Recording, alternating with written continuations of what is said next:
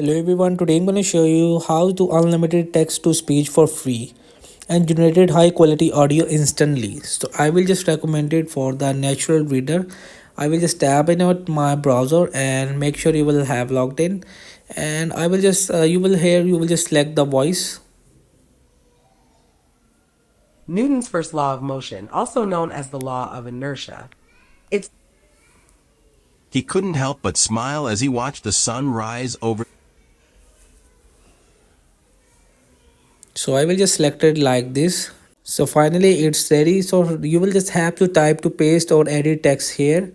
So I will just paste it here, and I will just remove it from all the previous one, and I will just paste it for a crime story, and let's see how it's work. And I will just tap on it like the play button. The Telltale Heart, short Gothic horror story by Edgar Allan Poe, published in The Pioneer in 1843.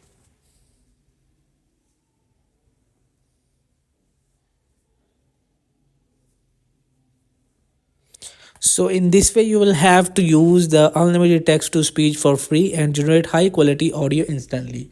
So if you like it, so you will just have to download it with the top right corner option.